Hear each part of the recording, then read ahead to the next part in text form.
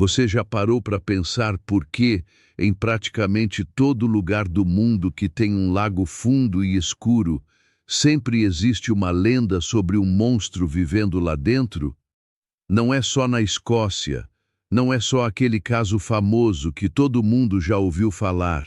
Tem lago no Canadá, na China, no Congo, na Argentina, e em todos eles, moradores locais juram, há gerações, que alguma coisa enorme se move debaixo d'água. E o mais estranho não é isso. O mais estranho é que, quando você começa a puxar esse fio, percebe que essas histórias não nasceram do nada. Tem gente séria envolvida nisso.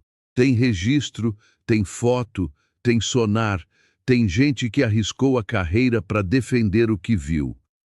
Fica comigo até o final, porque tem uma parte dessa história que quase ninguém conta, e ela muda completamente a forma como você vai olhar para qualquer lago profundo pelo resto da sua vida. Se você gosta de curiosidades que fazem você enxergar o mundo de um jeito diferente, já se inscreve no canal, porque hoje a gente não vai só repetir a lenda que todo mundo conhece. A gente vai entender por que essas histórias existem, o que a ciência já tentou explicar, o que ainda não tem explicação nenhuma, e por que o nosso cérebro é praticamente viciado em acreditar nesse tipo de coisa. Olha, vamos começar pelo óbvio. Você provavelmente já ouviu falar do Lago Ness, na Escócia, e da criatura que os moradores apelidaram de Nessie. A história ficou tão famosa que virou piada, virou produto de turismo, virou boneco de pelúcia em loja de souvenir. Mas a questão é a seguinte: será que isso começou como marketing ou será que tem alguma coisa real por trás? Aqui está o que quase ninguém percebe. Os relatos sobre esse lago não começaram no século XX. Existem registros que remontam a mais de 1400 anos atrás, quando um monge chamado Columba, segundo a tradição, teria enfrentado uma criatura enorme nas águas próximas ao lago. Claro, esse relato é antigo demais para servir como prova de qualquer coisa, mas ele mostra uma coisa importante. A lenda não foi inventada pela imprensa moderna. Ela já existia muito antes de existir câmera, muito antes de existir internet, muito antes de qualquer interesse comercial em vender camiseta de monstro. E é aqui que fica realmente interessante. Na década de 1930, uma estrada nova foi construída bem na margem do Lago Ness, abrindo uma visão que antes praticamente ninguém tinha. E adivinha o que aconteceu? Os avistamentos dispararam. De repente, dezenas de pessoas começaram a relatar ter visto alguma coisa grande se movendo na água. Agora, você pode estar pensando que isso é só coincidência. Mais gente olhando para o lago, mais gente vendo coisas. E, de fato, é exatamente isso que muitos pesquisadores defendem hoje. Mas isso não explica tudo. Porque, décadas depois, com sonares modernos, submarinos remotos e até satélites, expedições inteiras foram organizadas especificamente para mapear o fundo daquele lago. E encontraram formações inesperadas, ecos que não bateram com nenhum peixe conhecido da região, e uma profundidade tão grande que boa parte do fundo do lago simplesmente nunca foi totalmente vasculhada. Isso muda completamente a forma como você vê isso, né? Porque a pergunta deixa de ser: existe um monstro? E passa a ser o que exatamente ainda não sabemos sobre o que vive lá embaixo. E vale lembrar, isso não é exclusividade de um lago só. No Canadá, moradores da região de Okanagan relatam há mais de 100 anos uma criatura que batizaram de Ogopogo. Na China, no Lago Tianqi, guias turísticos e cientistas locais documentaram dezenas de avistamentos ao longo do século XX. Na República Democrática do Congo, exploradores europeus, ainda no início do século XX, trouxeram relatos de uma criatura chamada Mokele Mbembe, descrita por populações locais como um animal enorme, parecido com um réptil gigante vivendo em rios e lagos da região. Repara numa coisa, são lugares completamente diferentes, culturas completamente diferentes, sem contato entre si na época em que essas lendas surgiram. E mesmo assim, a descrição se repete: corpo grande, pescoço longo, movimentos na superfície da água, sempre em lagos profundos e de difícil acesso.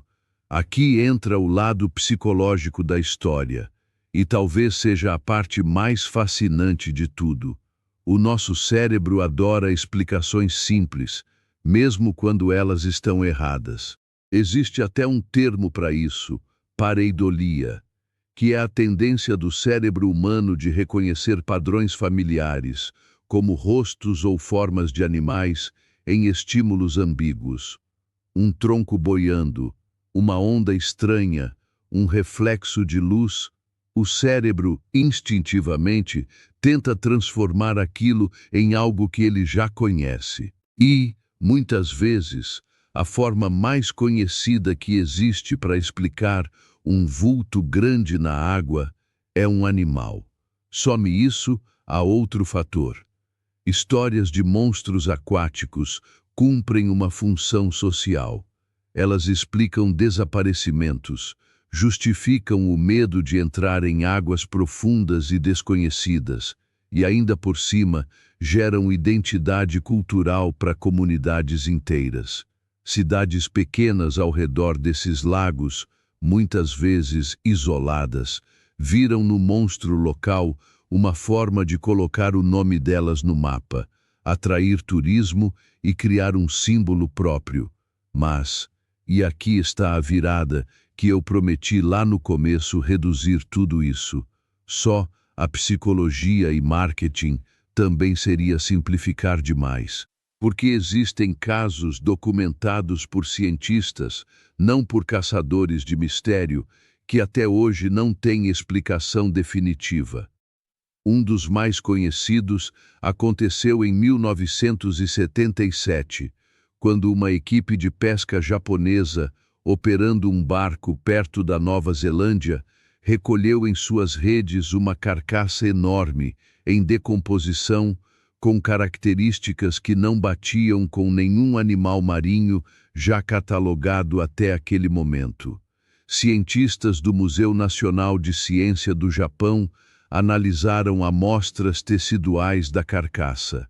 O caso ficou conhecido como o monstro de Zuiumaru, e décadas depois, análises genéticas mais modernas indicaram fortemente se tratar dos restos de um tubarão frade em avançado estado de decomposição, que distorce a aparência do animal de forma dramática. E é exatamente esse tipo de caso que explica boa parte do mistério dos lagos. Um animal em decomposição pode, literalmente, parecer outra criatura completamente diferente daquela que ele era em vida. Um esturjão gigante, um bagre enorme, uma foca perdida em água doce, um tronco carregando gases de decomposição que o fazem flutuar de forma estranha. Tudo isso já foi confirmado, em algum momento, como explicação real por trás de avistamentos de monstros de lago ao redor do mundo. Só que, mesmo com todas essas explicações científicas plausíveis, existe uma coisa que a ciência ainda não conseguiu fazer eliminar sem a possibilidade de que espécies desconhecidas ainda vivam em ambientes profundos e pouco explorados. E isso não é papo de caçador de monstro, não. É reconhecimento oficial da própria comunidade científica. Só nos últimos 20 anos, centenas de novas espécies de grande porte foram descobertas em oceanos e lagos profundos, incluindo peixes de mais de 3 metros que ninguém sabia que existiam até serem filmados por acaso. Ou seja, a explicação mais honesta, hoje, não existe nada, nem com certeza existe um monstro. A explicação mais honesta é que ainda existem partes do fundo desses lagos, principalmente os mais profundos e antigos do planeta, que o ser humano nunca visitou de verdade. E enquanto isso continuar assim, vai continuar existindo espaço para dúvida, para lenda e para aquela sensação de mistério que fez tanta gente, ao longo de tantos séculos, jurar de pé junto que viu alguma coisa se mexendo lá no fundo. Agora eu quero saber, você acha que existe mesmo alguma coisa desconhecida vivendo nesses lagos? Ou você acredita que tudo isso é só a mistura de imaginação com um peixe grande demais para ser identificado? Comenta aí embaixo o que você pensa. E se você gosta de curiosidades que realmente fazem pensar, já deixa o like, já se inscreve no canal, porque a próxima história vai te surpreender ainda mais.